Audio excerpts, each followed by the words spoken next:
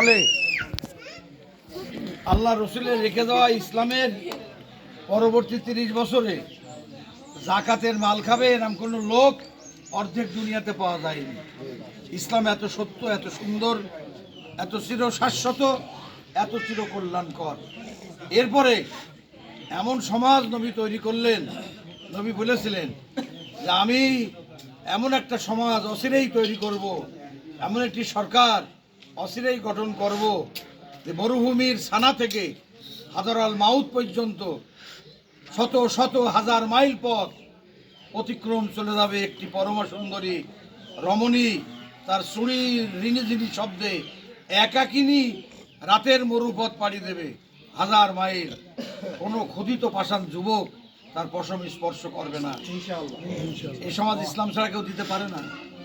বঞ্চিত মানুষের জান মাল জীবন সম্পদ রক্ষা আল্লাহ ভীরু মানুষ ছাড়া সম্ভব নয়। তারা আল্লাহর হক আদায় করে না, তারা বান্দার হক আদায় করতে পারে না। মাগো অনেক কষ্টে ৭৯ বছর জামাত ইসলামীর বয়স চলছে। বাংলাদেশ জামাত ইসলামীর বয়স ৭৯ বছর। আজও একটিবার আমরা পার্লামেন্টে যেতে পারিনি।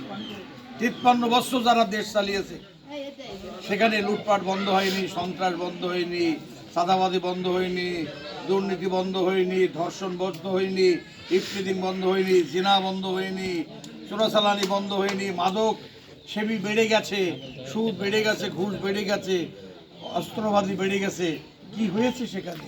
তাই আসুন পেছনকে পেছনে রেখে চলো না সবাই মিলে একটা বার সোনার বাংলা, কোরআনের বাংলা, নবীর বাংলা, দলমত নির্বিশেষে, জাতি ধর্ম বর্ণ গোত্র নির্বিশেষে একটা মানবিক বাংলা গড়ে তুলি আমরা সকল মানুষ।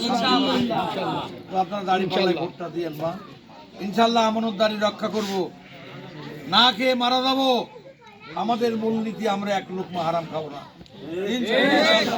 সৃষ্টি দাঁড়িয়ে আছে মানুষের জন্য, যুগে যুগে নবী রসুলরা এসেছে মানুষের জন্য। এই মানুষের জন্যই আমি আপনাদের ভোট চাচ্ছি, আমার জন্য নয়।